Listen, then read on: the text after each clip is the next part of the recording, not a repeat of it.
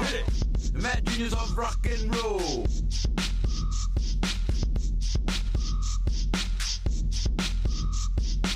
Mad genius of rock and roll.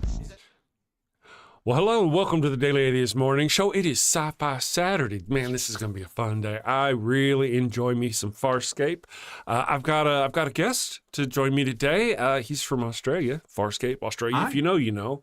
You're not on yet. They can hear you, though. They can hear you. Well, let's that's do enough. this. I'll do That's this. enough. No. There he is. Kill it with fire. Yeah. Anyway, so Mark Reed is joining me today. It's going to be a fun show. We're going to talk about FARSCAPE. I hope you've heard of FARSCAPE, seen FARSCAPE. Oh, good morning, puppy. And my assistant Ollie is joining us this morning. So, Kill it with fire. I'm joking, Ollie. I would never harm. That is a joke, everybody. Please. Nobody don't tell thought me you were that. talking about Ollie. I thought you were talking about. Oh, okay. Yeah, so we'll be back in just a minute. Let me run a little sci-fi commercial for this Oh, morning. yeah. Two great races have controlled the destiny of mankind since the dawn of time. The Quetzal reign over hell, while the Golden Horde reign over the heavens. And mankind, oblivious and unaware, is caught in the middle. Well, my name is Fox, and that's all about to change. Okay, there we are. All right, Mark. Thank you for joining me this afternoon my for you. pleasure. Yeah. Well, tonight. Yeah, it's definitely nighttime. Tonight. It's 12 It's hours nighttime. from Eastern time. Yeah. I'm not sure what time zone you're in, but I usually go on Eastern time because it's just easier for everybody. Me too. I go on Eastern time. I'm not in Eastern time, and if I tell you what time zone I'm in, people go, "Oh," and it screws it up every time. Might be able to track you down. Yeah. Yeah. So that's why my show times, I'm always, 9 a.m. to 11 a.m. Eastern, because, Hey, looky there, left-handed Jedi's here. Evan Sachs, Ember. Good morning, all you wonderful people Hi, sneaking Jedi. in for some sci-fi. Yeah. Amber snuck in. She always sneaks in. You can't stop her. Yes. I've tried. No. Definitely. No, I just know. can't stop her.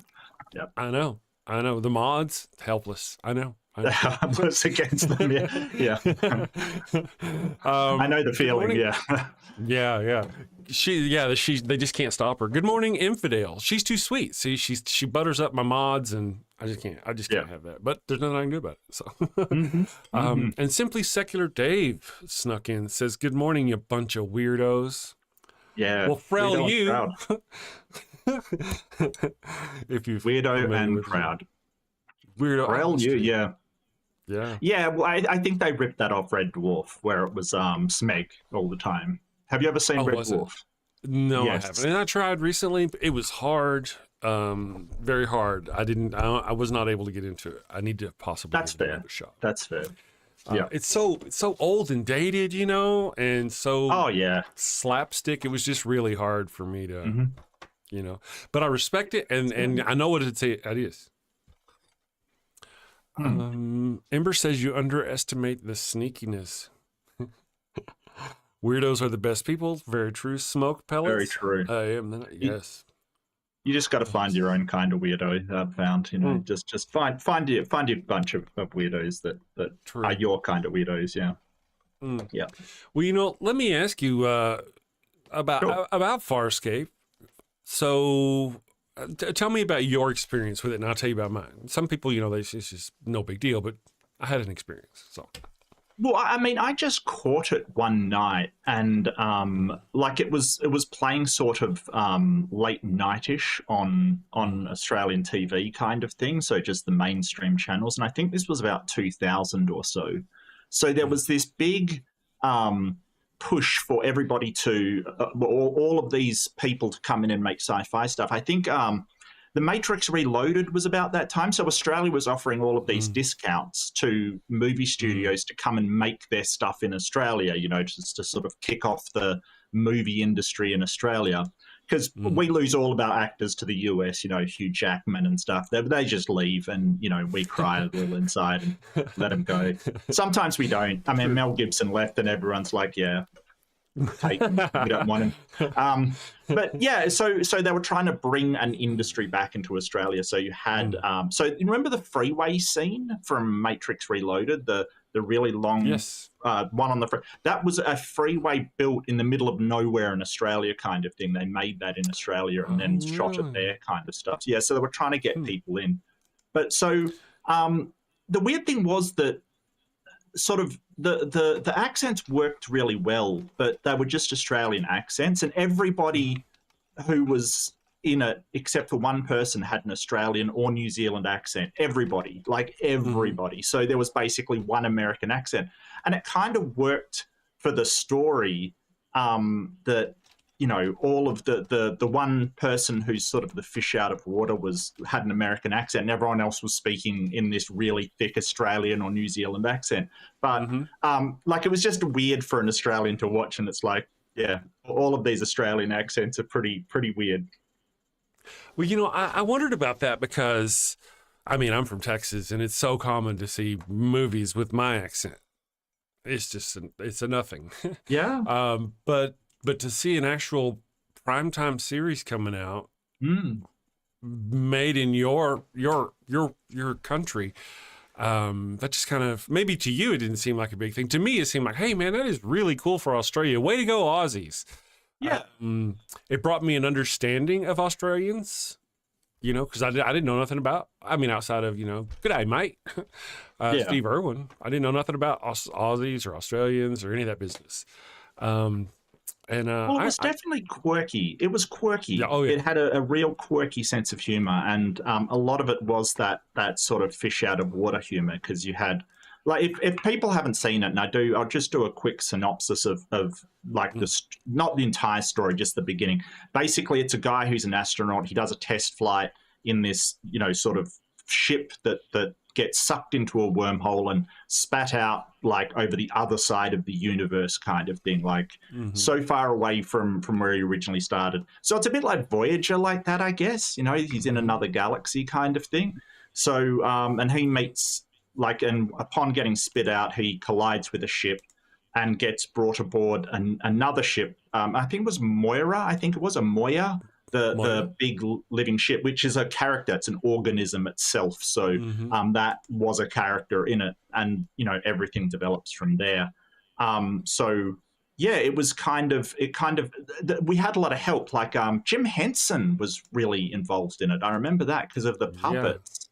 And the pilot was a alien that was integrated with the ship, and they had a massive puppet for this ship, and it was actually pretty incredible, you know, like all of the practical effects.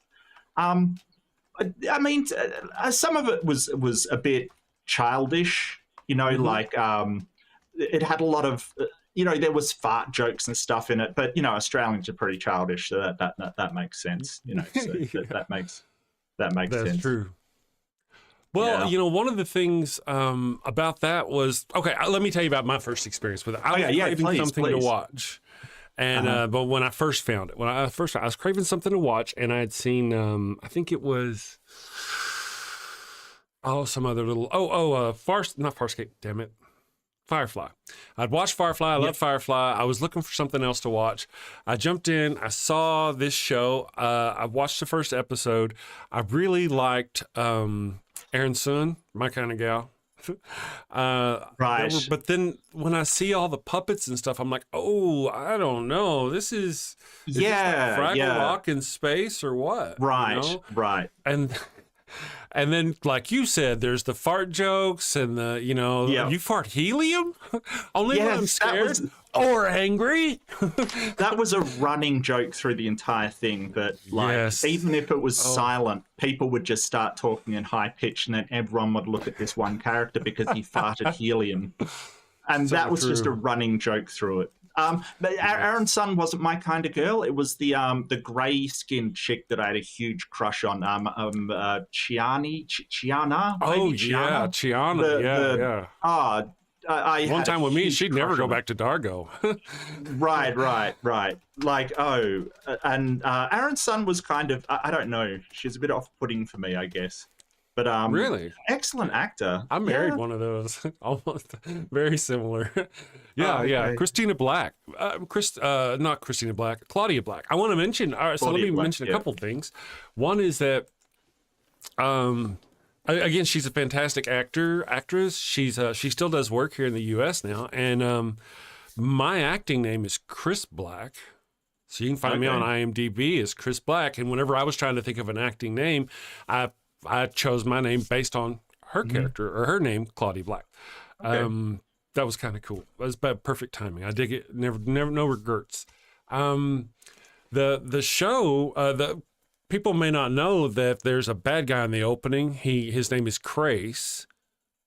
And I can't remember the actor's name. And he chased them for ages. He does. He does chase them. I can probably look it up. But that actor also does the voice for Pilot. Oh, really? I didn't know that. Yes. Wow. Yes. Yeah, he does. So he's actually throughout the entire show. Firefly. He was a New awesome, Zealand guy, was it? Because you could hear the thick New Zealand, Maori accent from the guy. He's actually really cool. Lani Tupu. Yes. Tupu. Yes. Oh yeah. At first, I didn't really care. I thought his character was overblown and whatnot. But watch it. You know, by the time you're through with it, and you see him the only time I guess you ever see him standing there, dressed like a police officer in high heels, you know, he really, I enjoyed them all. And then Scorpius came along. Oh, love me some Scorpius. Was he the Bond? He was the bondage villain, as far as I recall. Yeah, like the sort of pseudo chimp mask on. It was kind of like, okay, I can't take him seriously. Yeah. I say watch it watch it from the beginning. If you're not familiar, watch it on, there's this, tvseries.net. It costs you like $5 to watch the whole show with no interruptions. It's really They cool. still run them. They run a 24-hour channel on YouTube. They just show them. Oh, do they? Yeah. Well, yeah, there's one thing to catch them random. There's one day random to catch them. It's also, there's a thing about catching it in order and watching the entire story. Absolutely. You know, Scorpius, you will pop up in an episode and it may be kind of hard to take him seriously, but whenever you realize the entirety of what's going on, he's something else. I love me some Scorpius. He's one of my favorite characters. The actor, of course, he does a fantastic job. They really all do. One of the characters I kind of have a hard time with is Dargo. I would find him so annoying. Dargo, Pole. Yeah. Yeah, it kind of I don't know. I feel like his character was trying to channel Worf a bit too hard. You know, like he was definitely a Klingon ripoff. The whole warrior code and all of that kind of thing. So yeah, he definitely wasn't my favorite, and I don't know why they chose the nose for him. They did. It was a bit weird. It was a little bit weird. But I did like the blue chick, the really spiritual one, because they were sort of setting up this. It was kind of like a dichotomy between the sort of spiritual priest, woman, and the sort of the warrior guy kind of thing, and then you have the Earthling, Crichton. Was it John Crichton? Crichton? I don't remember his first name. Yeah. John Crichton. Yeah. Who was sort of I believe in technology and science and things like that. So they were set up that kind of dynamic between them, which was pretty good. Yep, it was a good show. We the evil one and I, it was one of the first. Oddly, I liked it a long time ago when I saw it, and then whenever I got married, she didn't really care for sci-fi, and I got her into sci-fi by watching. I tried to get her to watch the Stargate. That didn't work. She did not care for Stargate, but we watched TNG, and I finally got her into some stuff, and then we watched FARSCAPE, and she really enjoyed FARSCAPE. I didn't think she was going to, but she really did. And that one's a good one for us. That's a great little show for us. Again, if you watch it throughout the whole thing, you'll see there's some things. There's some episodes where we're just bawling like babies, hungry, angry babies, watching this show. It's got some good stuff. That was my experience though with it, was that I didn't like it at first. I popped in, I'm like, ooh, no, I don't think I'll watch this. And then a little while later, I was really desperate for something to watch. I was like, all right, I'll watch it. And so I watched it, and I got into it. I dug it, Well, I mean, the puppets are a bit to get used to. Like, it's kind of like the first time you see the puppets, you're like, this is going to be so lame. But after watching them for a little bit, and after a couple of episodes, maybe, you sort of forget that they're puppets, because then the character is developed. And yeah, Jim Henson, yeah, absolutely. Yeah. Especially the pilot puppet, because it never moves from where it is. It's just sitting there, but it sort of, chimes in all the time, and basically it's the how they speak to the ship is only through this one sort of puppet kind of thing. So it kind of is the ship and the voice of the ship. So it sort of is communicating two characters. It's actually really well done. It had a lot of great things going for it. I like the idea that sort of the ship was a character and could get stroppy at them and like not refuse to do things and stuff. It's a lot different than something like Star Trek, where their ship is completely their way to save themselves and things like that. Sometimes in this, the ship was stroppy and the problem. You had to had to deal with it in some way. Like it's not a matter that it's broken; it just refuses to do something. It's just a really weird way to go about it. I enjoyed that about it. Well, also there's like this normal idea. Good morning, Ryan Donovan. Hey, How to Rule an Asteroid. Thank you for joining us. There's this a normal kind of like stereotypical storyline that you get with American sci-fi. And with this Australian show, they just did things, and the characters, the aliens, the boundaries they broke, or didn't break, or that it was just, they did a really good job of being so different. You know, I enjoyed that part of it. If you guys haven't seen it, of course, go watch it. Now, I did notice that somebody said here real quick, I like the idea of having puppets. This is Evan Sachs. And I love Jim Henson, but for some reason I can't explain, I couldn't get into FARSCAPE. I agree. I had the same deal. And that's why I'm like, you bounce off of it one time and you're like, give it another shot. Watch through the first, 6 episodes and see if you don't continue watching. I mean, force yourself through the part, Infidel. I think... Well, I think that sometimes, it just isn't gonna mesh with some people, because I absolutely loved the pilot puppet, but even as I watched it, I had some reservations about the little Rigel. I can't remember his full name. It was Rigel something, the seventh of, and he was supposed to be a king and been disposed by, I think it was his brother or something, had stolen his throne, so he was really angry about it. So it was sort of that I was never, he was definitely, I thought he was one of the worst characters kind of thing. I didn't like him that much at all. I wouldn't want to be a roommate with that guy. No, that's for sure. Oh, he was a jerk. I think that's why I didn't like Aaron's son, because she was just fucking bitch. Like at the start, she was just so fucking mean. Yeah. Now I want to mention here, I think this is very interesting. You call her Aaron's son. Now in the show, there's only one episode where they call her Aaron's son. And that's the pilot episode. They're like, put down the weapon, or come with us, Aaron's son, and you'll be able to, whatever, or officer's son. But throughout the rest of the show, she's Aaron soon. Soon, as in coming soon. They spell it son, but throughout every other instance throughout the show, she's Aaron soon, except for these 2 guards that they get away from at the beginning of the show, the Australian. You're right. Yeah. Son. Yeah. They call her son after that. And I thought it was interesting. You do that too. It's been ages since I've seen it, to be honest with you. Like ages. Like I didn't watch it again to refresh my memory. I really didn't. But, it's probably something I do want to go back to. Like I think I do want to go back to it at some point. There's a part of me that could see just doing a sci-fi review channel and watching episodes and doing it, because I love this stuff so much. Like a React channel kind of thing? No, I don't think about that. Maybe, watch an episode, review it, give my thoughts kind of thing. I mean, I actually created a channel for that called I Spy Sci-Fi. Long time ago. Oh, okay. Nice. Yeah. Oh, and with that one, what I did, those were live streams. I'd come on to do a live stream, and then I wouldn't watch the show live. I'd already watched the show and was already pissed about it and was going to do a live stream and talk about how much I disliked the most recent episode of Discovery.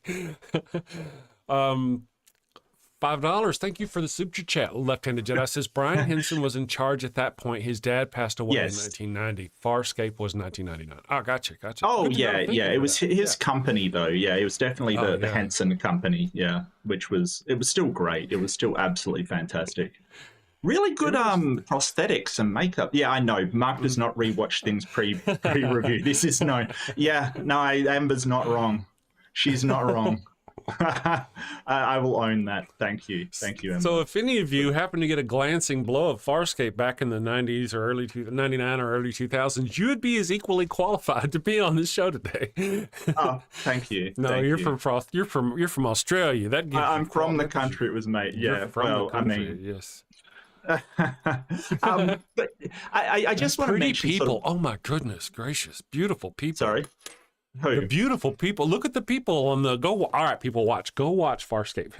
Go watch all the you know how you got your main characters, but every episode is going to have like new, like not just background people, but like smaller characters throughout the show, and they're all played by Australians, and they're all just freaking gorgeous, fantastic, wonderful. It's wonderful. They do a great job. You were going to say, I'm sorry. I was talking about how. Oh, no, it's fine. It's just, obviously, because that was the biggest sci-fi show at the time, that was their, like, major talent. And Australia has this history of doing soaps, basically. So there's a show called Home and Away. There's a show called Neighbours. They're the starting point for every single Australian actor. They go into these soaps. And the reason why Australia does them is because England loves these shows. They absolutely adore them. They'll buy them all the time. Really? So Australia had this history of doing this. Like, name an act, like Kylie Minogue started there. Hugh Jackman started on one of these shows. Like, they're all from those soaps. Yeah, so there's less of a, so like some people will start off, doing stuntman work and things like that, or, they work as an action hero. There's less of a market than for that. So I think, like, a lot of people, the actors are attractive because, soap operas, they have to be, attractive young people up and coming. So they're the ones that they're going to get because this was the biggest science fiction show in Australia at the time. So, they obviously got the best and brightest and most attractive for their project because it was huge. It was massive. Yeah. That's fantastic. I see scenes like they'll go on the beach scene and they'll like scan around. There'll be people on the beach and it's just, I'm like, oh my God, I want to go to Australia. That's where all the people are. Obi Atheist is here this morning. Good morning, Obi Atheist. Loving your show, brother Chris. Got to run later. Obi, be safe. Stay in safely, my friend. Well, I think that the biggest thing I see of difference between Australia is people are less worried and scared about stuff. I mean, we've got really dangerous animals, but no one cares. Like, everybody's just sort of very chill and just like whatever. It doesn't really matter. Like, no, it's too hot to give a crap about some of this stuff, But it's not that we don't care. It's just that I guess we're unafraid of that kind of stuff. Like, I see a lot of people in America, they're like, oh, what if someone robs me and stuff? People in Australia are just like, oh, whatever. Just give me a TV. Who cares? Like, doesn't matter. It's less of that, real worry and tension. But I totally get why people are worried. But yeah, like, people have come over, they've told me, oh, it just is so relaxed. And it's like, yeah, well, I mean, why worry about stuff?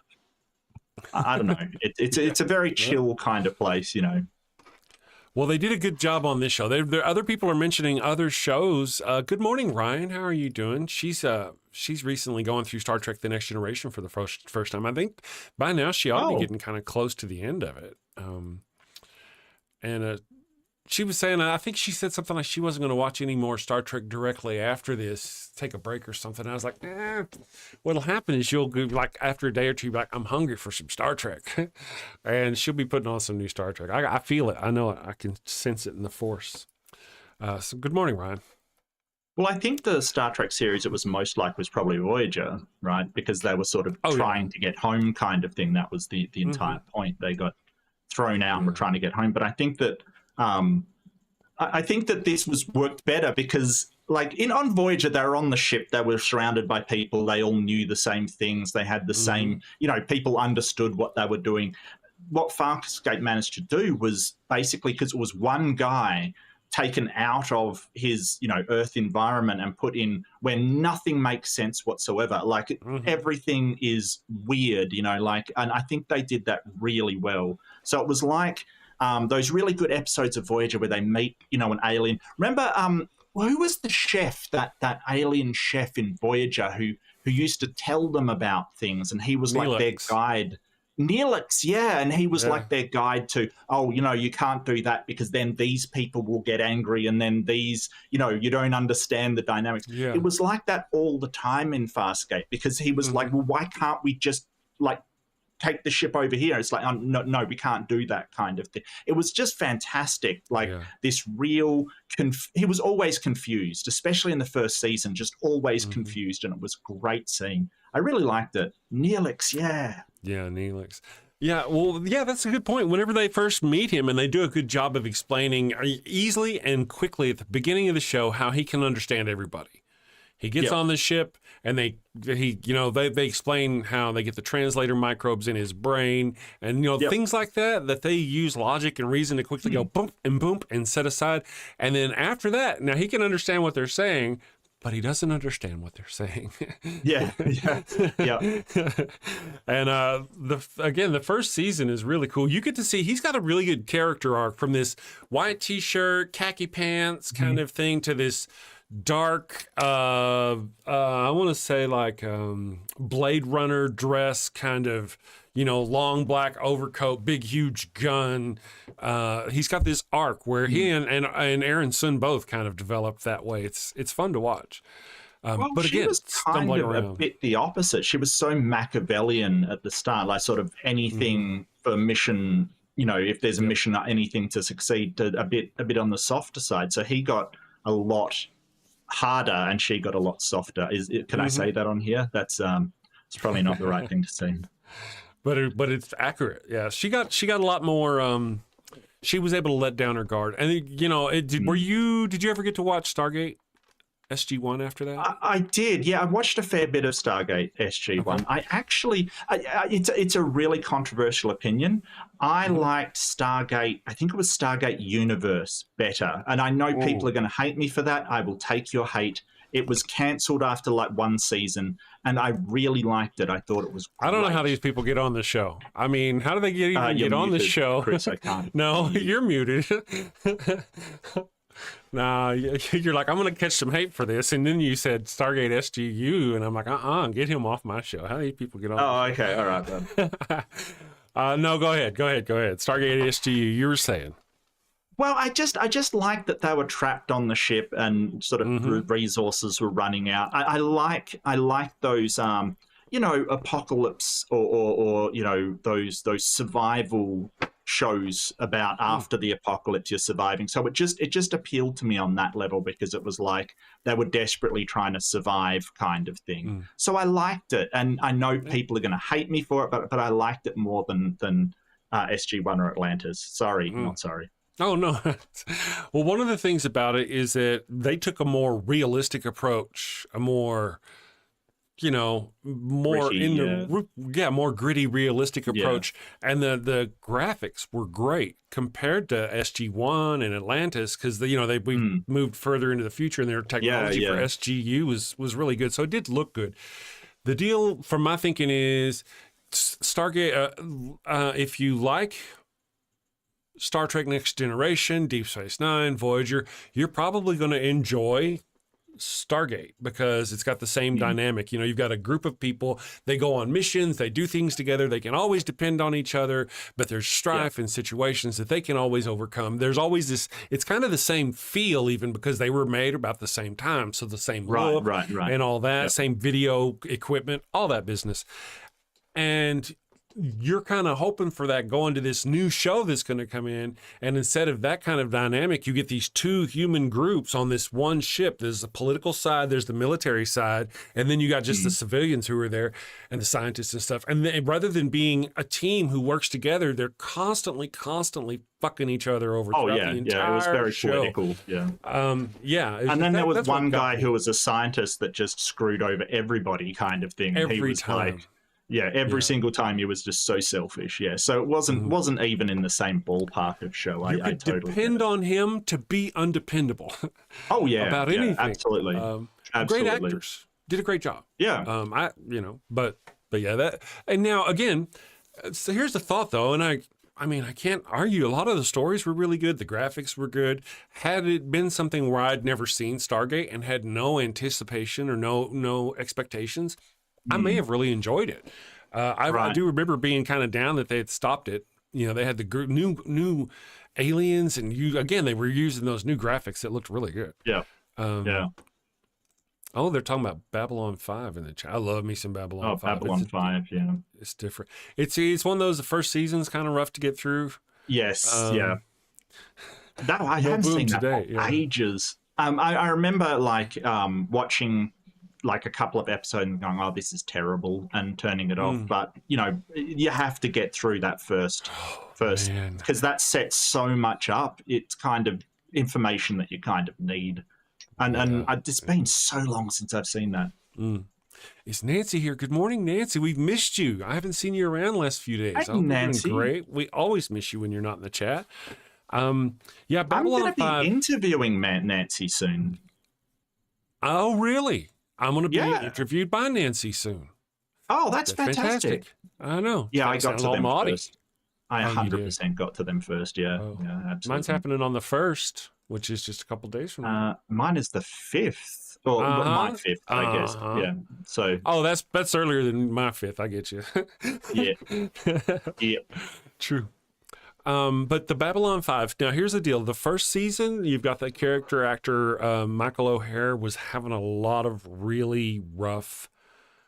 He was having a rough go of it in his life. Having some problems, some psychological issues, and eventually left the show. He eventually died of alcoholism, but I mean, he was having literally schizophrenic problems, hearing voices and things, all really while they're trying to film the show. So, but they tried to keep it as secret as possible. I find the first season really hard to watch because of his character. Hard to say, just go watch it.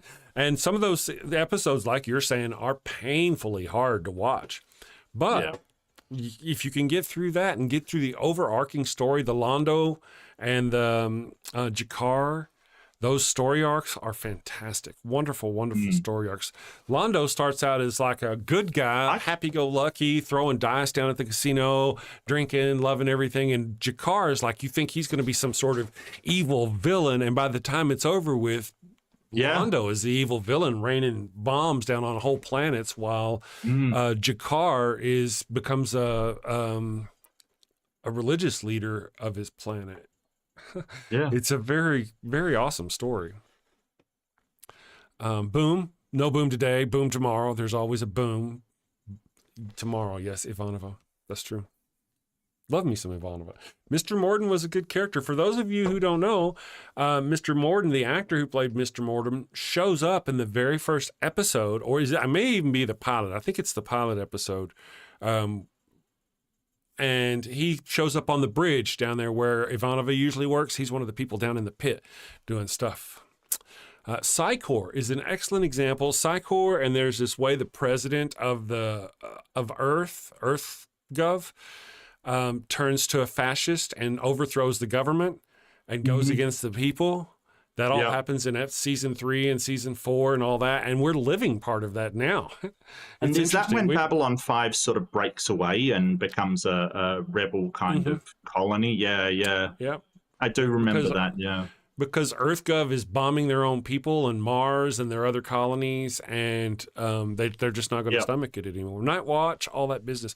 I'm going to run us a little commercial, and I'm going to go get some coffee. If you need to take a quick break, we'll be back, guys. We're gonna continue talking about sci-fi and Farscape, but you know me, I'll talk any kind of sci-fi. I'm a sci-fi hooer. Let's go with the goat candle. Have you sinned again? Oh, and it's bad this time. A chicken just won't do. But wait, you don't have a goat for your burnt offering. Oh no, the Lord's wrath is upon you. Insignificant person whose name I don't know, you have sinned. Probably. I shall smite thee. What do you do? You're all out of goats. She left you for another man. Fear not, my wayward child. Introducing Father Flanagan's line of goat-scented flesh candles. No goat? No problem. Just light one of these bad boys and let the sweet, savory scent of burning goat flesh rise up to the heavens. Is that goat?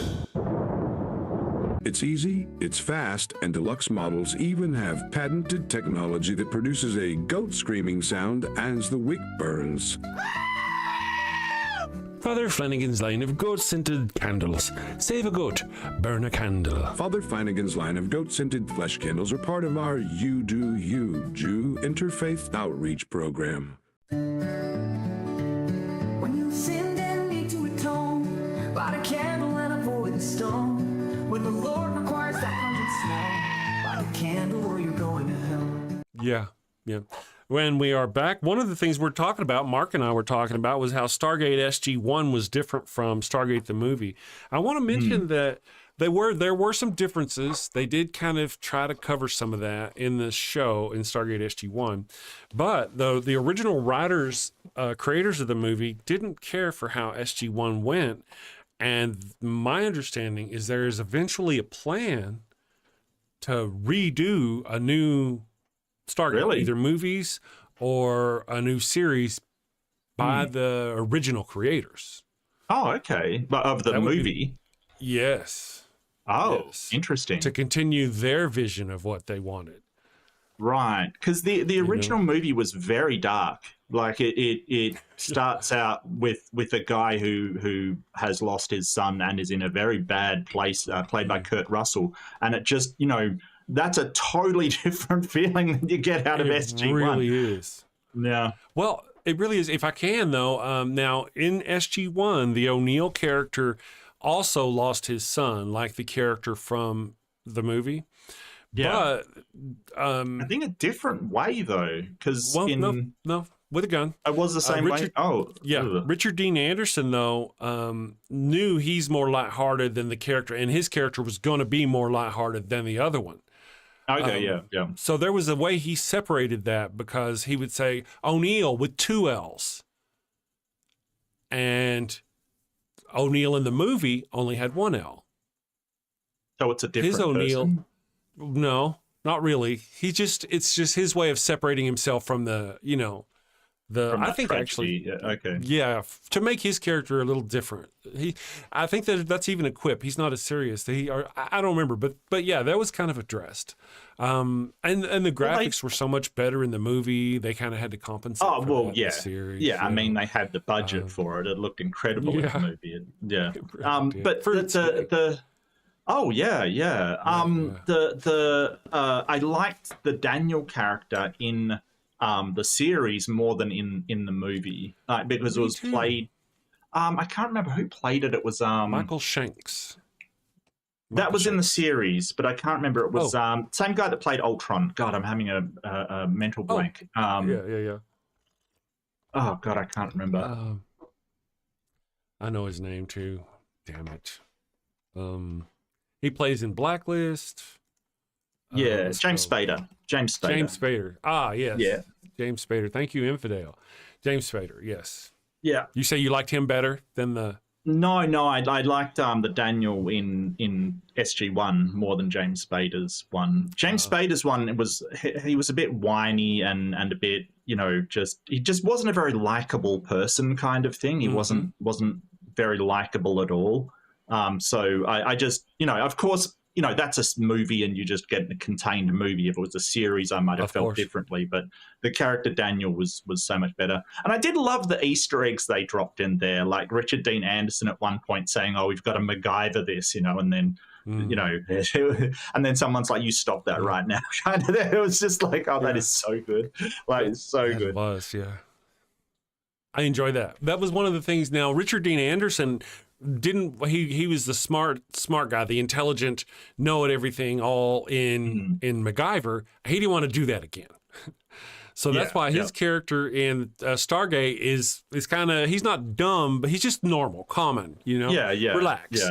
And Samantha Carter is the genius with all the words. She's the one who, in fact, in the original pilot, or SG-1, the first episode, says we'll have to MacGyver something together, and then the camera looks at Richard right. Dean Anderson. It was, you're right. That was the first time they met, in fact, in the show, I think. But yeah, it's really a great show. Blacklist, I heard, was amazing. Here's what I didn't like about Blacklist. I'm a computer person. I do IT stuff. And I've heard of that. Yeah, Blacklist. Yeah, it's kind of Blacklist. It's like the NSA, FBI, super secret American government organization, and they'll sit there and like, oh, we need to find out more about this guy. And their computer guy would go, okay, let me hack the NSA. Boop. Okay, this guy is blah blah blah blah blah. And like, oh, that's not all. We need FBI. FBI, really? Okay, give me just a second. Boop. FBI says this. I'm like, really, dude? You just hacked the FBI. You just hacked the FBI. I was just. That my wife is a nurse. She hates watching medical shows. You know, so we'll be watching this show and I'm like, man, that was so good. Did you like that? And she's like, no, they had a catheter running down this guy's throat. You know, all the stuff was wrong. I'm like, oh, yeah. So yeah, and sort of, if you've ever seen it, there's this really famous scene from, I think it was NCIS or something like that. It was like they were two people on a keyboard trying to stop a hacker. It's just like, what are you doing? Like, it's so bad. No, but like when you actually learn about sort of you know, intrusion prevention and stuff like that, and you know, it kind of is the first thing they tell you is that like physical attempts are actually more effective, like bypassing security or people leaving a USB drive in the bathroom knowing that someone's going to plug it in kind of thing. Remote hacking is not the way to go. Like, it's actually hilarious. Yeah, true enough. It's just hard for me to watch anyway. Looks like my little thing's there. It is. It's connected. But we do have a question here. Somebody said the most mentally stimulating sci-fi right now is the 3-Body Problem series. Have you seen that? Good morning, Imperious. Nice to see you. What are your thoughts on that one? Fantastic. Yeah, absolutely fantastic. And the whole idea that like it really appeals to my sense of sort of, you know, like I said, I really like those doomsday or the you know, sort of dark future kind of stuff. So it really appeals to me because, you know, things are so screwed up, you know, like it's just that they don't, you know, what are you supposed to do when something has that much power over you? I won't try and spoil it, but yeah, it's kind of, they're in a situation that they kind of, so difficult to think how they're going to get out of it. You know, like it's such a difficult situation. Really good. Yeah. Yeah, I enjoyed things now without, again, if you've seen it, we ain't spoiling anything. Whenever I say I enjoyed the scene when the ship's going through the canal, man. That was good. Great. Yeah. A lot of great stuff. And then the idea of taking, you know, we've got all these other these other dimensions, and taking something and bringing it down to and bringing it back into you know, putting it into a different dimension so it's really tiny. That's really cool stuff. And I was like, oh man, if you could do that, and then having the computer that's just amazing stuff. I thought that's crazy. New sci-fi that really, you know. Yeah. I think the sci-fi that I've most loved is The Expanse. I thought that was such an amazing, like that show was, it's like just the politics, the realness of it. You know, there's no lasers and stuff. People are using rail guns and torpedoes kind of thing. Just down to the fact that they're in space and there's no windows. And I'm like, yes, why would they have them? Like, there's nothing to see out there, you know, like, why would you have windows? on a warship. It's pointless. All it is a flaw in your structural integrity. Just that show is so good, so good. I loved every second. Me too. Well, I have seen the show three times. No, at least twice. I've seen it because I watched it myself once, and then I watched it again with the evil one. Yeah. And I would so watch it again. I really enjoy the guy who plays the detective in the first season. He's great. He's great. It's such a fun show. And like you said, the science, the way how they have gravity on the ship. Well, because the ship is always accelerating or decelerating, one or the other. They plot their course from here to here to where, that kind of stuff. Then the battle scenes, the rail guns, they did a really good job. I really enjoyed it. Fun. Imperius says the Expanse is good because it shows the real blackness of space. I have to say the one that I didn't really kind of get into was the last season. I didn't enjoy it that much. They'd already gone through they lost me kind of by then. I liked it whenever it was the alien stuff and there's this stuff, and then they get to all these wormholes. Had those wormholes led to something cool, other civilizations that they could then interact with right now, other aliens? But out of all of those, there's not a one. I was like, yeah, it's a bit weird. Anyway, I think they sort of left off in a weird place kind of thing. But and they didn't have, like, one of the best parts about it was kind of the film noir, kind of the detective noir kind of, he's tracking down this thing and it's the detective going through, following these clues, and it's unraveling a bigger plot, and that ties into the political system. Once they got up to the wormhole, Mars and Earth and the Belt were all working together, so there wasn't the political stuff. There was sort of more, it was sort of solved, and I think they lost, like, what made the show actually, really wonderful, which was that tension of the three powers in the solar system, and the machinations behind people trying to get hold of this power. I think they lost that completely. Yeah, and then also kind of one of the things that was missing from the last season was that I watched the show to get off Earth. That's why I like it. It's out in space. But the last season is really focused on these planets where they're on the planet. There's some minor intrigue, but it's not all that interesting intrigue. Alien stuff, but you don't really learn anything. It's nothing cool. Yeah. And again, you're mostly stuck on a planet, and I think I would prefer being back in space. Yeah. Good morning, Bree. Let me ask you real quick, Mark, have you seen Foundation? No, I have not. It's I really enjoy it. It's good. It's there's only 2 seasons out, 10 episodes per season. I have not, but I think it's on some random streaming service in Australia. So I'd have to expand my streaming service. Maybe I can get a trial. I'm not 100% sure, but I remember looking it up and going, do I really have to add another streaming service to the list? I want to check and see if you can see some. I'll send you a link of something real quick.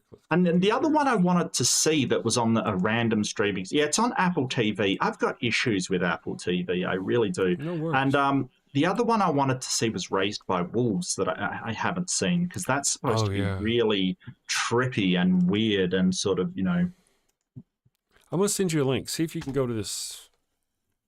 Look, okay, Ember, you say pirate it. That is a amazing way to pick up viruses, like, seriously. Oh, yeah. I used to, long time ago.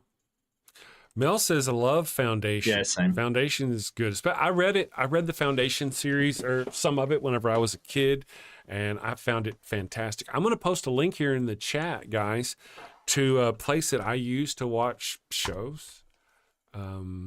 TVseries.net. I mean, there's a pay thing. You give them like $10 and you can watch a whole series, all of Star Trek for $10. It's stupid cheap. You get points. The first 3, here's the deal though, sign up and the first 3 episodes of every series is free. So sign up and go watch Foundation. And if you like it. This is the deal. Can you see it there? You know, there's a lot of shows that you can find there that, you can't find any other places. I enjoy it. It's a good place.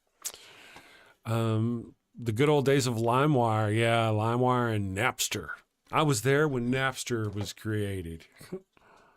Well, I mean, they're still out there. You've got Pirate Bay and things, and they try to close them down. They just move somewhere else.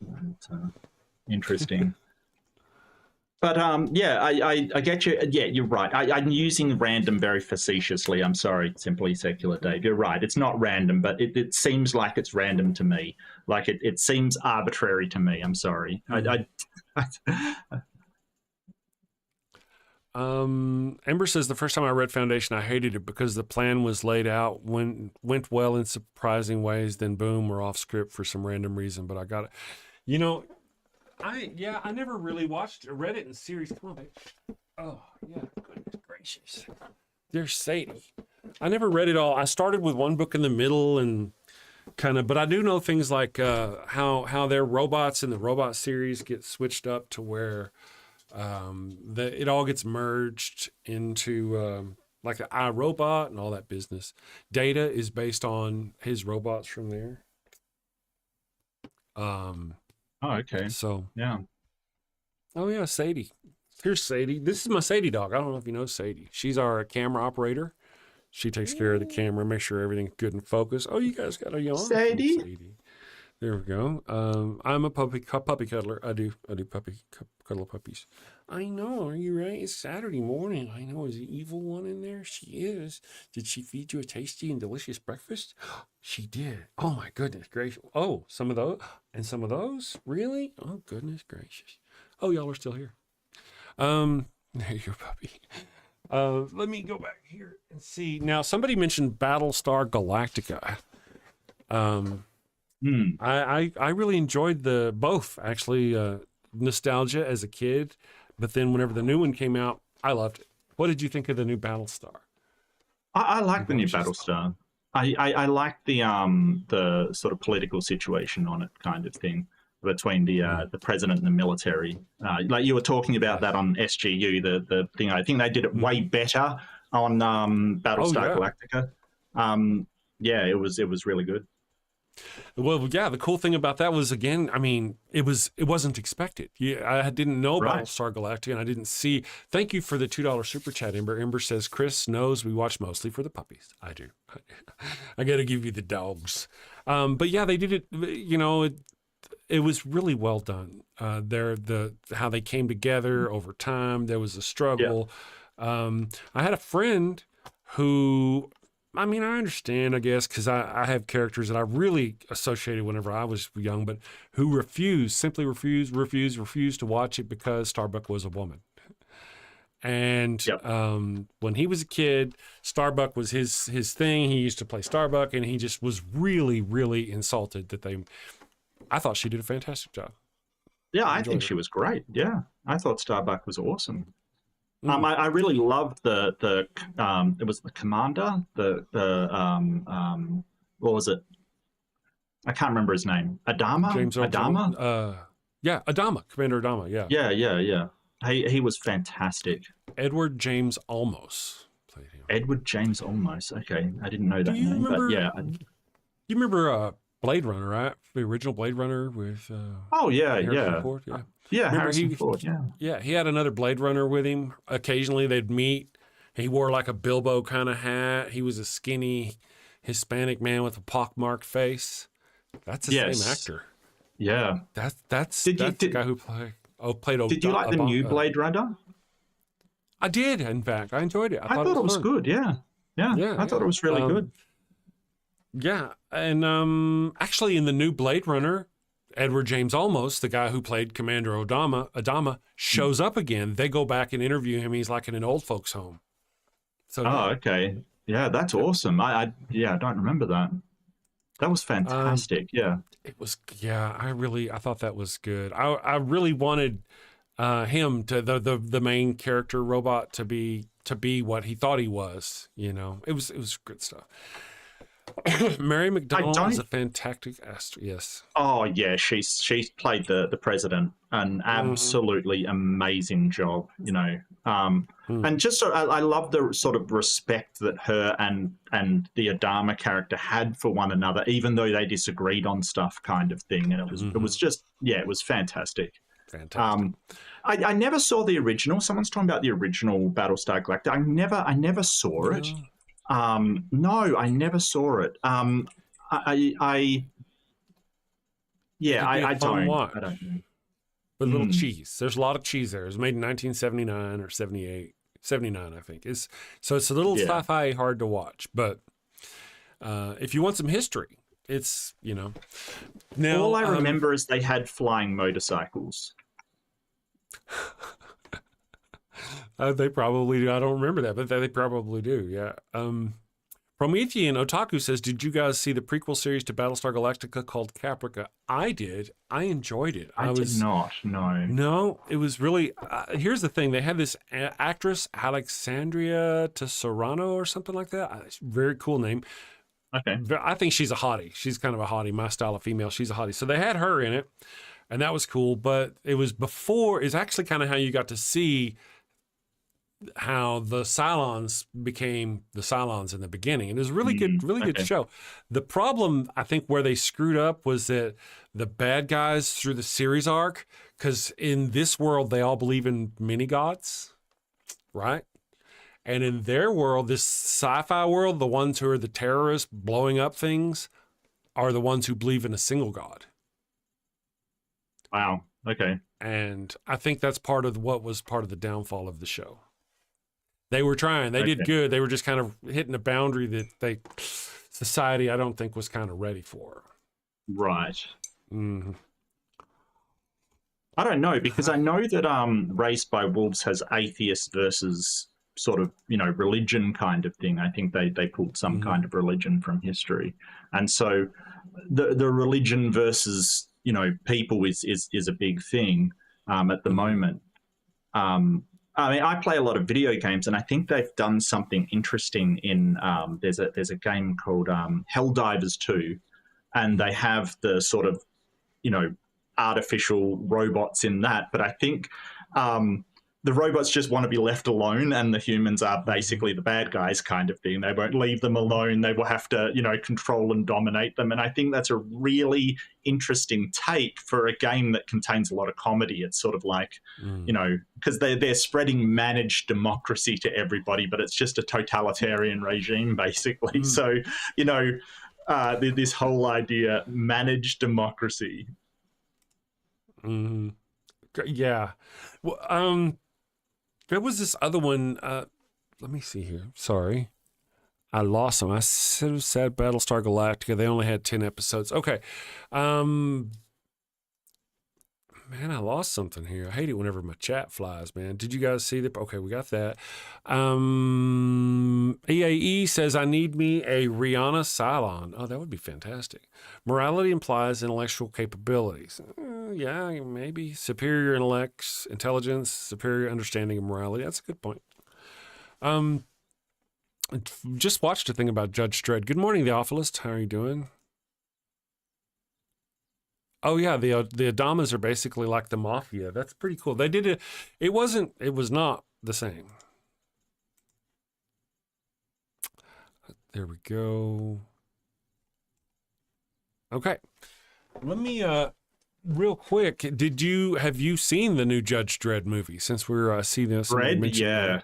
That was Dredd? Fantastic. Absolutely really good, fantastic. Huh? Yeah. Yeah, absolutely. Both characters, like actually, like all three of the main characters, the villain, the guy that played Judge Dredd, Keith Urban. Keith Urban? Yeah, he's one of you guys, isn't he? Yeah, absolutely. He also played, like, he does a lot of sci-fi. He played Henry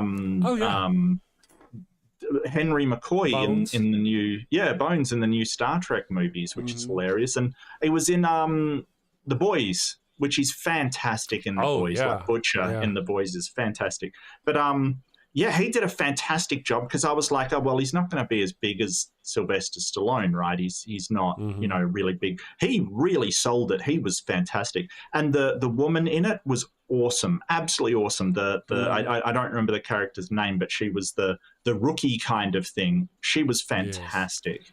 I don't remember her name either. The actress, I don't remember either her name or the character's name, but she was really good. The bad guy, the bad woman of the show, her name was Mama. Cersei. She went by Mama. Yeah, Mama. Yeah. And she was played by the lady who plays Cersei. That's right. Yeah, and she plays a great villain. Great villain. Fantastic really villain. Yeah, she really does. That's a fun watch, and we may have to rewatch that because it's been a while. So I don't think though. I'm not sure. I'm pretty sure the wife has seen it, but we talked about it and she doesn't remember it. So that's always fun. I mean, we call it the new Dread, but it was like 2012 or something. And like we're so old. It was like 13 years ago now. It's like, wow. Well, we have to separate it from the old Dread, which was the Sylvester Stallone Dread, which came up in the chat. Yes. Yeah. And I think. Go ahead. That was terrible. Like, what was his name? That comedian, Rob Schneider. In it. Oh, way too much Rob Schneider in it. Way too much. Oh no. Oh no. Yeah. I am the law. I am the law. Prometheus says, if you guys like sci-fi, you should check out an anime series called Gundam Iron-Blooded Orphans, and there's another Gundam series called The Witch from Mercury, which is also good in cyberpunk. Anime, I miss the anime train. I find anime kind of hard to watch sometimes. I respect it. I just personally find it kind of hard to get like through some anime. I do like some anime. I do like me some anime. I loved Cowboy Bebop was fantastic. If you like science fiction, it's kind of science fiction and sort of jazz stuff. Like it's really, really trippy.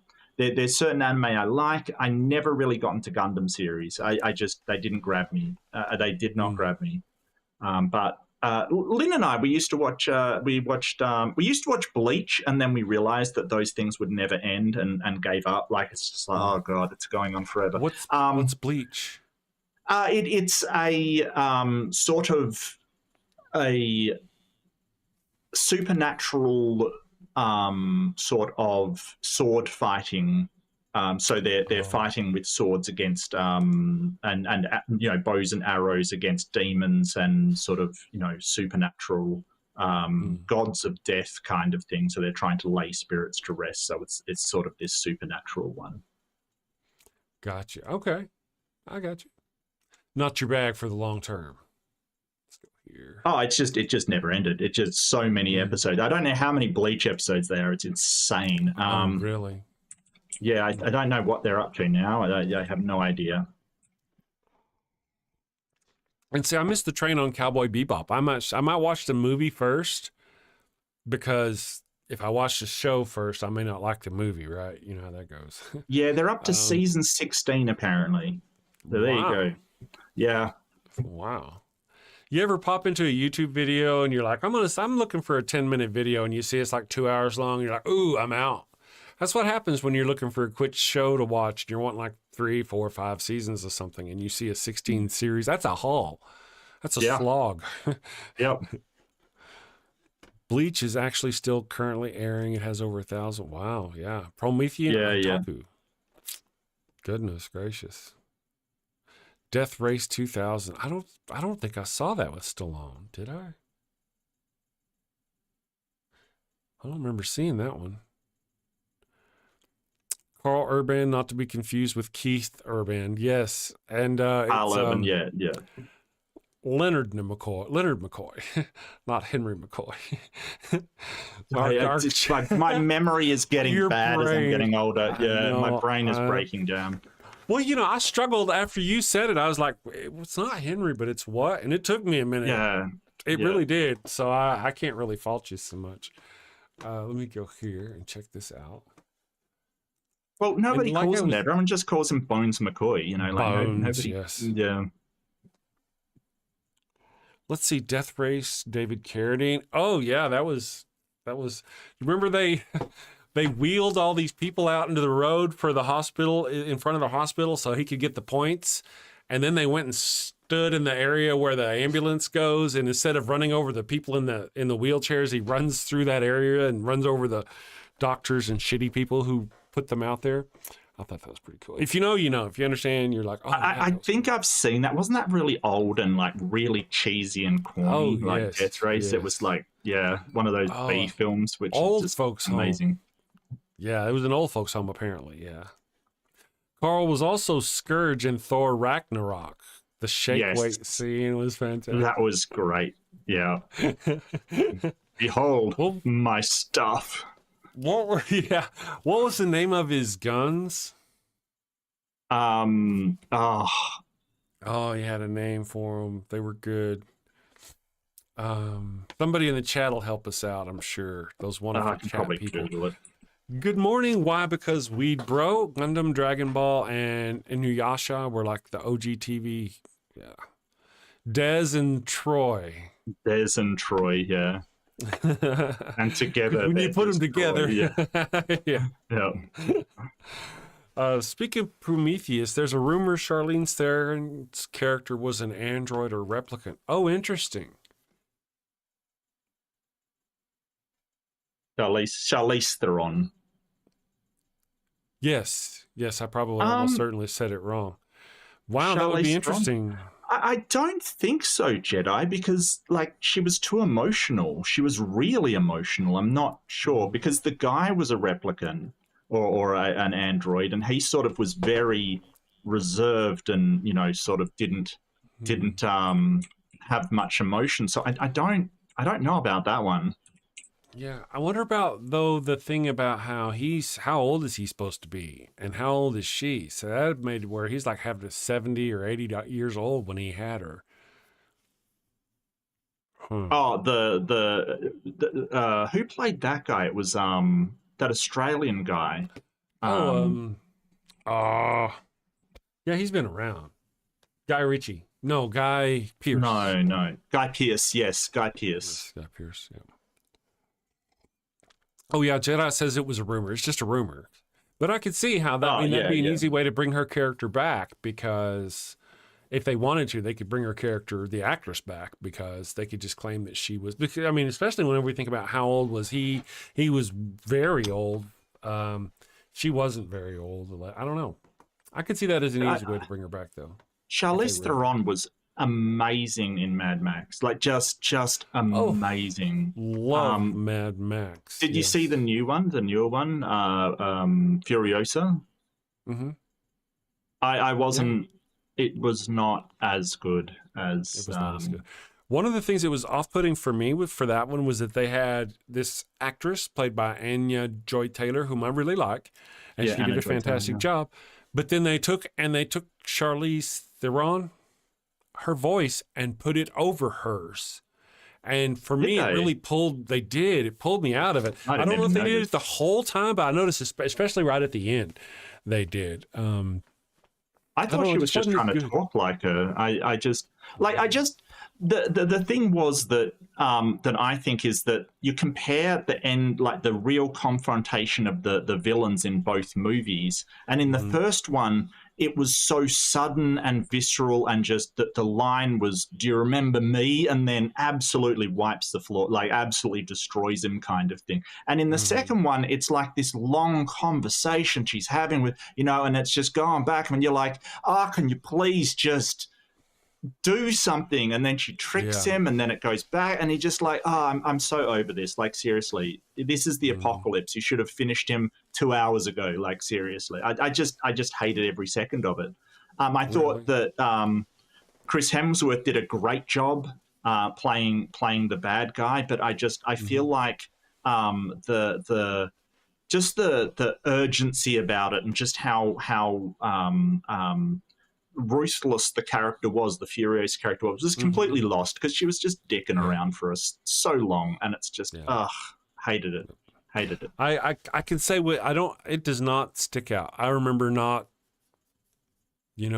but the Mad Max with Charlize, very good. I really enjoyed that one. And what's his name? Fantastic. The actor who played with her in that movie? Tom Holland.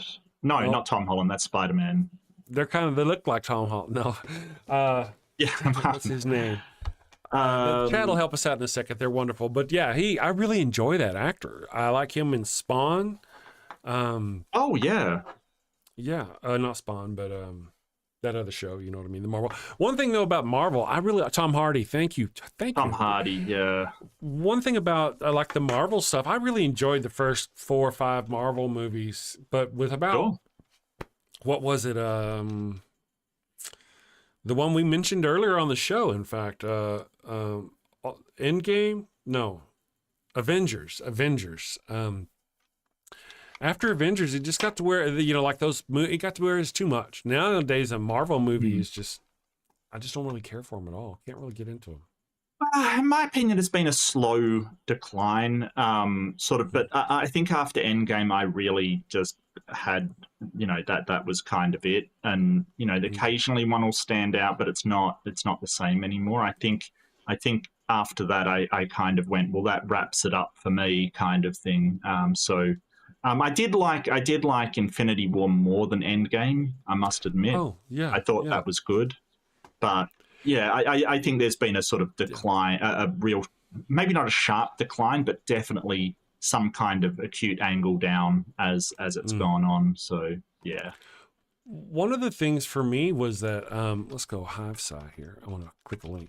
Was that, like you say, it was really after the Infinity Wars and all that business, all the main actors, and it was just so saturated. And now it's gotten to where there's no consequences for anything, no life, no death. Everybody can die and they can come back, and it's... Well, that's the problem with multiverse, isn't it? When you've got like infinite replicas of yourself, the consequences sort of fade away. I think I've done multiple jokes about that in Rick and Morty. There's no real consequence to anything. Right. Yeah. It's really kind of, for me, I found those kept pulling me out. What's that? Oh, and James Gunn, the guy who created Guardians of the Galaxy, he said he based it on the characters or the people in FARSCAPE. He sort of took a lot of inspiration from FARSCAPE to make that kind of thing, because it really has a lot of parallels between it. It's the crew in a ship kind of thing, and they're wanted by the law, and they're not good guys, but they're not bad guys either, kind of thing. So he said he took a lot of inspiration from that. I can see it now when you stop and think about the human and the alien lady who's got the relationship, and the big guy with the muscles, and that's pretty cool. Well, I mean, he has to go by the source material. I think it's just sort of the more the style he took, not the actual characters or anything, but he got a lot of inspiration. Okay. Because they were overlay though. Yeah, they're sort of on the run from the law kind of thing, but they're not bad guys. They're the good guys kind of stuff, and obviously added his own stuff. But yeah, I think people like him will take inspiration from all kinds of things. I got to admit, I'm not looking forward to the DC reboot of Superman again, another one. Again.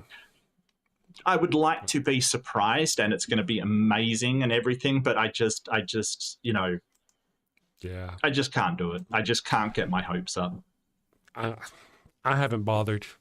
I really haven't. I mean, I enjoyed some of the Henry Cavill stuff, but I mean, I'm just so over Superman. It's just such a character that's so... I don't know. It's just not a character that attracts me. I don't think there's any really in the DC universe, even Batman. None of them really, I don't know why. They don't really attract, I enjoy the movies. I like the Christian Bale Batman movies. Those are a good watch. I enjoy those, but I don't know. It's just not I don't know why the DC universe just doesn't do it for me. Well, I think it's really, really weird. I think that the DC universe characters that are interesting are kind of not the main ones, kind of thing, if that makes sense. They're the sort of smaller ones. Feels, yeah. I don't know. I think there are, we were talking about this. Why can't DC make a decent movie? Their animated series is amazing, right? Their animated series. They had this animated series called Justice League War, and it was fantastic, absolutely fantastic. They did a Flashpoint Paradox, fantastic, way better than the movie kind of thing. the animated series are really well done, but they can't seem to make a decent movie to save their lives, or it happens so occasionally. It's, you know, yeah. So, Left-Handed Jedi says Constantine is DC. I didn't, you know, I enjoyed Suicide Squad. It was all right. True. You know, they've got some that are, they're okay. You know, I guess they're all right. Well, the first Suicide Squad was pretty crap, in my opinion. Did you see both of them, or just the last one? All right, so would you say that again? I saw the first one. I like the first one, I think. Is that right? They did two. They did one with Will Smith as the main guy, and one with oh God, what's his name? I'm gonna have to look it up. We couldn't get through the second one. One is Suicide Squad and one is The Suicide Squad, and it was wrestler guy John Cena. John Cena was in the other one. Yes, I like the John Cena one. Yeah, with Shark, the Shark guy. Yeah, and Idris Elba. I like Idris Elba. I dig him. Idris Elba. That's who I was thinking of. Yeah, he was really good. Yes. He was really good. Really good. Yeah. No, I do. I like him. I enjoy him as an actor. I thought it was unfortunate. I heard there was these problems that he didn't want to play in the Marvel as the Asgardian. What was his? I don't remember his name right off. He didn't want to play him because he wanted to go do the Star Trek movie.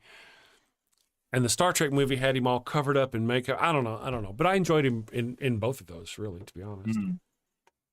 Yeah, I mean, but like the DC movies that are good are those little, you know, those characters that aren't the most well known.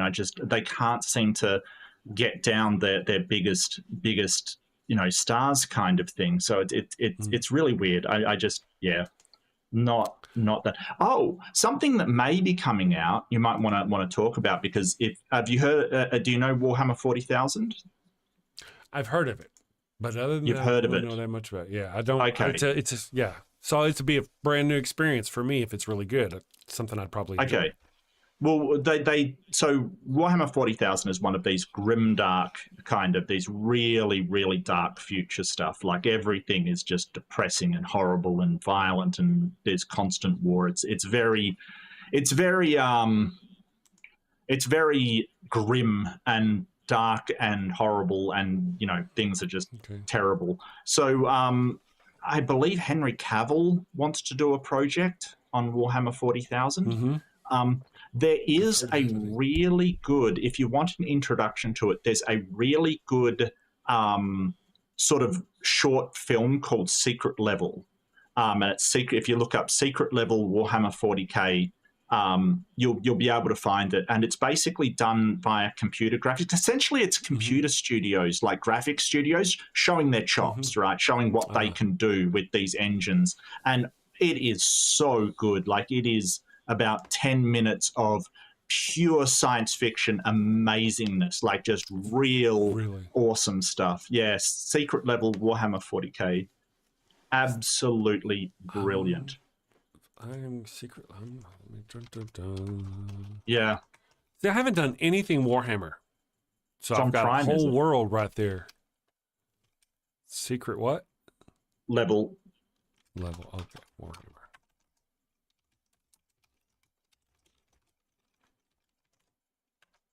There we go. I'll make myself into it.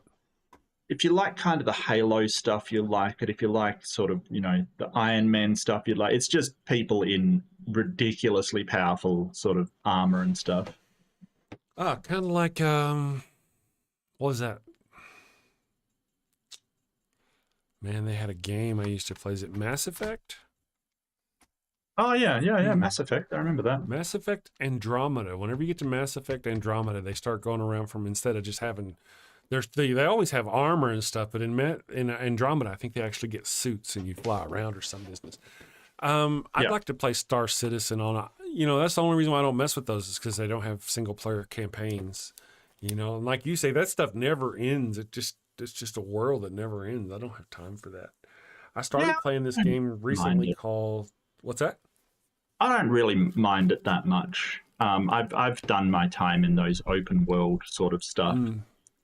Well, which one is 40? Is 40K an open world, or does it have a single? No. Okay, gotcha. I probably enjoy No, it. I think they do have a. I think it's Space Marine 2 was the last one to come out, but it's more of just sort of a fighting game, sort of a third person shooting and fighting game rather than any kind of space travel or anything like that. Gotcha. Gile asks, does anyone like Chronicles of Riddick? I do. I like the whole series. Yeah, it wasn't bad. From Pitch Black all the way through. Pitch Black is the first one. Pitch Black has Claudia Black in it, the actress who plays in Farscape. And she dies in that movie. And then, so there's that Pitch Black, and then there's Chronicles of Riddick, and then there's Riddick, and I think there's another one. Yeah, Riddick was weird though. It kind of went into sort of a weird supernaturally kind of bent. It was a bit weird, but I still did like it. It wasn't bad. Captive Death says join us this evening for SNATA at 5 p.m. Is that 5 p.m. what? Eastern? Or what time? 5 p.m. Pitch Black in the Navy. It was an experience. Yeah, that's a good one. The reason why I ask is because I've got to go to a wedding in another city, and I would really like to make your Captive Desk. If it's still on when I get home, I may try to get in, but I don't know if I'll be there or not. That might be 5 a.m. for me, so I'm not 100% sure. Giles says I'm not familiar with it. As far as I guess you're talking about Pitch Black. Well, it's a good movie. You ought to check it out. Oh, you haven't seen Pitch Black, but you've seen the Chronicles of Riddick. You got to go see Pitch Black. It's before Chronicles of Riddick. Yeah, so all the Riddick stuff, right? So I think Riddick started out in that Pitch Black as just a once-off movie, a character, and I think they I'm not sure. I think they fleshed him out from there. Like it was really good, and absolutely fantastic movie. And Chronicles, Go ahead. No, go for it. Oh, well, my understanding is that it was actually the Vin Diesel who put a lot of his own money into creating more of the show. And he had something, it may be his character. He may have come up with the character himself. I'm not really sure. But if he didn't come up with the character, he really ran with it. And he continued to produce the movies. He's the reason why they made more movies. He spent like $21 million of his own coin or some business like that. So. Oh, speaking about Farscape, did you know that the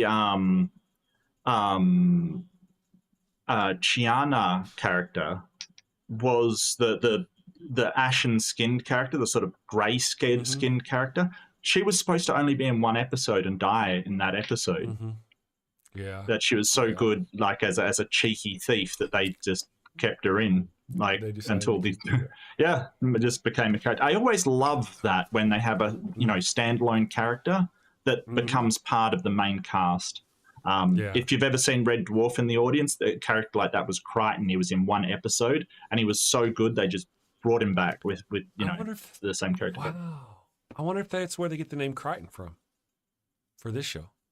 I don't know. I don't know. Yeah, interesting. Now with her character, here's what I like to do. Whenever I watch a show, a series or a movie, I usually like to go to IMDb and look that show or episode up, and there's a trivia section on IMDb. So if you go watch Farscape, for example, you can see all the trivia about all the things that they got in there. I love it. It's a lot of fun. Yeah, check it out. I mean, as you watch an episode, go watch, and like Farscape episode 1, let's go IMDb, let's go Farscape. Well, Amazon had a really cool thing on Amazon Prime, which they had an X-ray. You could hit it and it would bring up facts about the scene you were watching and the cast and stuff. It was actually really good. Really good. It's the same thing. It's kind of, you just got to go find it. Yeah, same thing. Let me show here on the screen. This is, I'm going to share my screen and we'll show some of the kind of thing. This is for those who don't know, Farscape series. And so now James Gunn was asked on Twitter if he had ever seen Farscape, had some similarities. I don't know why this has. Johnny Lampu, who appears as a regular Captain Crace, also provides the voice of Pilot. This is probably how I found that out. Oh, right. Okay. And then they've got spoilers here. There's 27 more little factoids. Here, this is actually, just like you said, originally the GG character was supposed to killed off. So very, very cool. Now, this is actually the whole show's trivia, but I like to go, and as you watch each episode, you go here to episodes, and then season 1, then premiere, and then boom, now you've got the trivia for that episode. You know, originally it was supposed to air on Fox, but another broadcaster, you know, Crichton was originally supposed to take off from NASA. NASA was approached and they agreed, but NASA insisted on reviewing the entire script for the episode. Even though they were only going to be in the first scenes, the producers declined and came up with NASA. Look, it's a NASA conspiracy. Everybody knows it. Come on. Everybody Come knows on. NASA conspiracy. Yeah. Yeah. Those lying bastards. Let me see here. Amazon IMD is an Amazon company. That's good integration, yeah. But if you're watching the show, say for example, you don't have Amazon, or Amazon Prime even comes with freaking commercials now. So I'd rather go watch most things over on the tvseries.net link that I posted earlier. And if you're watching it anywhere but Amazon, you can get the stuff. Unplug the Worldly Thinking says Daryl Walking Dead was supposed to be killed off. I didn't know that. I haven't seen all that. I've only seen the first couple of episodes. Yeah, I think I've heard that Daryl was supposed to be killed off. Yeah. Yeah. Ember says Riddick was the criminal in Pitch Black. Yeah, I think it's a good show. I may have to rewatch that one too. Prime with commercials is so rude. Doesn't it suck that you pay for that and they still give you commercials? What the hell? Yeah, that's why I gave up the thing. Yeah. The richest company in the world is going to charge me and make me watch commercials. Man, we have run out of time. I've got a wedding to go to today. So I'm going to cut out a little bit early. I want to do my fan funding super chats. I want to thank everybody who supported the show. Left-Handed Jedi for $5 said Brian Henson was in charge at that point. His dad passed in 1990. Farscape was in 99. Very true. But man, though the Jim Henson Company did a great job with those Muppets. Oh, Again, if you watch the show, get into the first 3 or 4 episodes and you won't even know there's Muppets anymore. You won't think about it. And then for $2, Ember said, Chris knows we watch mostly for the pups. This is not a lie. All right, everyone. Thank you all for joining us. Thank you, Mark. Bree is live in 5. Can we throw over to Bree? She's live in 5 minutes. It's already set to do that. Oh, beautiful. Oh, you're way ahead of me, Steve. Yeah. As soon as I cut the stream, some people like to chill for the song after the stream, but on Saturdays I cut it soon, so it'll kick over to her. All right? So, yep, no problem. Thank you so much for having me on. It's been an absolute pleasure. It's been awesome having a chat with you. And we'll do it again. Sure. We'll do it again. Yeah. All right, have a good one. Thank you all. We'll see you next time. And go check out Bree's stream. Go have fun with her. Great stuff. Okay. Yeah, everyone. I am boop, boop, boop. And I go.